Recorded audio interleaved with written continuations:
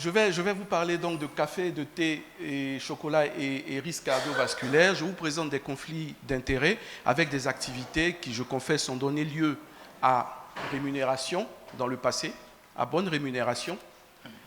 Et également, je voudrais ajouter que je suis ivoirien, je suis de Côte d'Ivoire. Et la Côte d'Ivoire, c'est le premier producteur mondial de cacao, avec 43% de la production dans le monde. La Côte d'Ivoire, c'est le 17e producteur mondial de café, 4e producteur africain. Et donc, je confesse, j'aurais peut-être des avis qui pourraient être biaisés. Et je ne jure pas que mon esprit ne navigue entre science et nationalisme. Dans tous les cas, quel intérêt d'études de café, de chocolat et de thé de risques cardiovasculaires? Vous savez, ce sont des aliments qui sont très consommés de par le monde, ce qui pose évidemment un questionnement sur les éventuels bénéfices et risques. On le sait, tiré de plusieurs études, de plusieurs travaux, la consommation en petite quantité pourrait être associée à un plus faible risque cardiovasculaire, avec peut-être comme mécanisme commun, si on peut trouver un point d'intersection entre tout ça, c'est l'apport en flavonoïdes qui pourraient avoir un effet protecteur. Ces flavonoïdes sont des composants naturels qui sont présents dans les fruits, dans les végétaux et dont on distingue plusieurs types. Vous les avez listés là. Isoflavone, flavanol, flavonone, flavonol, flavone et beaucoup d'autres composés. Voilà, quels sont les effets bénéfiques cardiométaboliques de ces flavonoïdes, Ils vont s'exercer à plusieurs niveaux. Au niveau du muscle squelettique, avec une augmentation de la captation du glucose et une amélioration de la sensibilité à l'insuline au niveau musculaire. Effet au niveau du tissu adipeux, avec là également une augmentation de la captation du glucose, la sensibilité également à l'insuline. Des effets myocardiques, avec des effets anti-inflammatoires et anti-apoptotiques.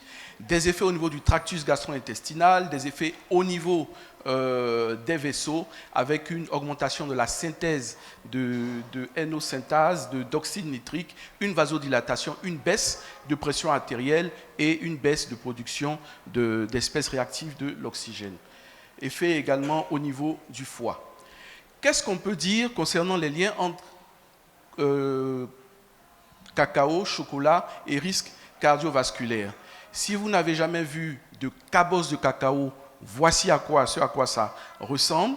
Ces cabosses-là au niveau de l'arbre. Et puis lorsque vous ouvrez les cabosses, vous avez les fèves de cacao. Et ces fèves vont contenir des matières grasses, des hydrates de carbone, des protéines, des polyphénols, avec les flavonoïdes, les fameux flavonoïdes et les flavonols en particulier pour le cacao, et puis également des minéraux. Et au sein de ces polyphénols, de ces flavanols, on va identifier l'épicatéchine qui va avoir des effets qui peuvent être intéressants du point de vue cardiovasculaire, avec réduction de la pression artérielle, amélioration des fonctions vasculaires, en particulier par le biais d'une augmentation de production de monoxyde d'azote, une réduction de la réactivité plaquettaire, une amélioration de la sensibilité à l'insuline et divers effets anti-inflammatoires qui sont de plus en plus étudiés maintenant, notamment dans le domaine du cancer.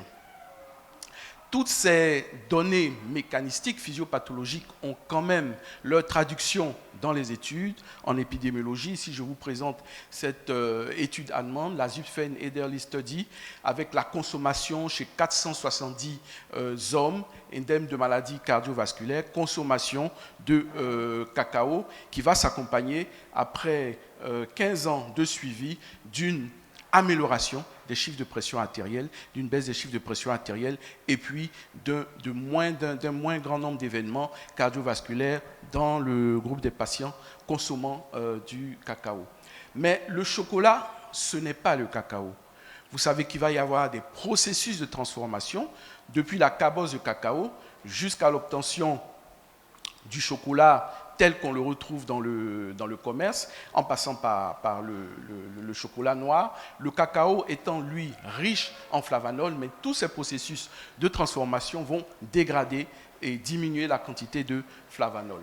dans tous les cas, on montre quand même que malgré ces changements, la consommation de chocolat pourrait avoir des effets, des effets qui sont bénéfiques, certains effets prêtant beaucoup plus à caution, effets bénéfiques en termes de baisse de pression artérielle chez le patient hypertendu, diabétique, des effets qui sont discutés au niveau de l'augmentation du taux de cholestérol, mais on a plutôt un effet favorable avec le chocolat noir et divers autres effets sur le système cardiovasculaire. Qu'est-ce qu'on peut dire concernant le café ? Le café a été très étudié de par sa composition et des effets que les éléments contenus dans le café pourraient avoir sur le risque cardiovasculaire. Le café, c'est en grande partie de la caféine, vous le savez, avec les conséquences de la consommation de la caféine que vous avez listées là, avec notamment une augmentation de la sécrétion de catécholamine et un effet d'inhibition des phosphodieestérases. Et puis, on a également des polyphénols, les fameux antioxydants, catéchine, acide chlorogénique et théaflavine, qui vont avoir donc un effet antioxydant et un effet anti-inflammatoire. On va envisager certains effets de la consommation de café sur le risque cardiovasculaire, en commençant par l'hypertension artérielle, avec beaucoup de choses qui ont été dites. Je sais que nous, les médecins, vous, les médecins, vous avez tendance à déconseiller la prise de café aux patients, notamment les patients hypertendus. En tout cas, d'une étude que nous avons faite dans notre pays, c'est clair. Ulcère, hypertension artérielle, diabète, pas de café. Ça peut se comprendre pour l'ulcère.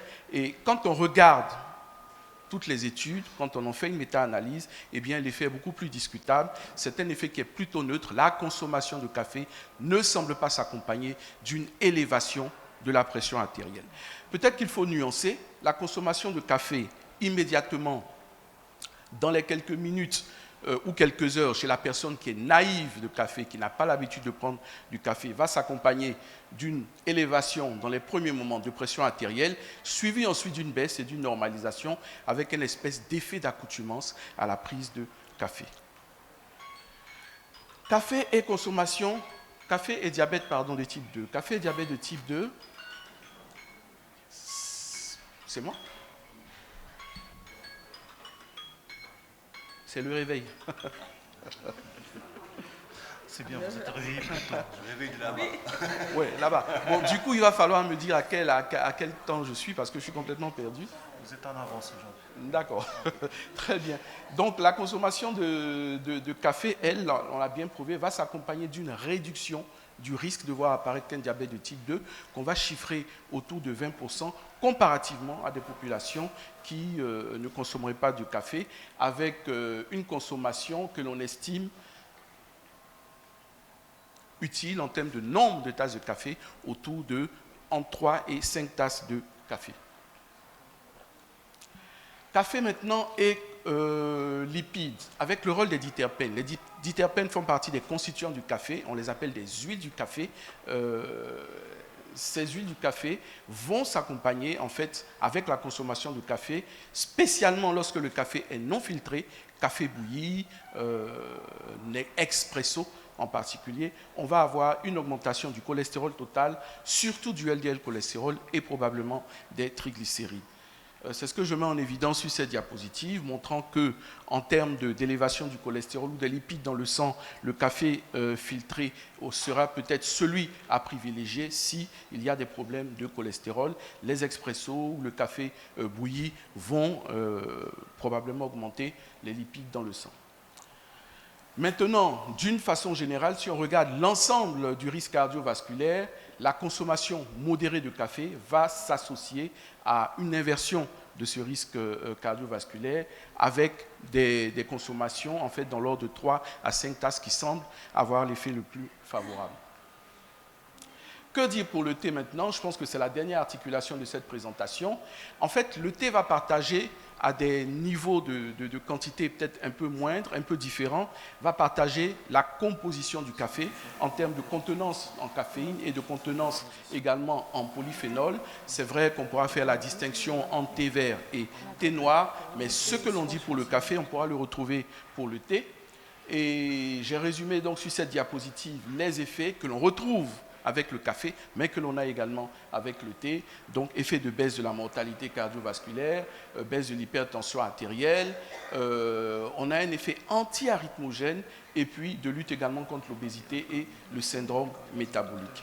Peut-être qu'il faut rajouter que concernant le thé vert, comparativement au café où on a un profil lipidique défavorable, le thé, au contraire, va s'accompagner de par sa consommation d'une baisse de cholestérol total et de LDL cholestérol. Voilà ce que je voulais partager avec vous, mesdames et messieurs. S'il faut retenir quelque chose, ce serait de dire que quand on regarde les données épidémiologiques et les données physiopathologiques, il y a des effets bénéfiques, il y a certainement des effets bénéfiques. On a une baisse du risque cardiovasculaire et puis on a des effets sur chacun des facteurs du risque cardiovasculaire. Mais peut-être qu'il faut rester dans des limites de consommation qui sont tout à fait acceptables, c'est-à-dire autour de 4 tasses de café. On pourra discuter sur la quantité, la contenance de la tasse, 4 tasses de café par jour. Et si on consomme du chocolat, peut-être plutôt du chocolat noir et puis peut-être de préférence en provenance de Côte d'Ivoire. Merci.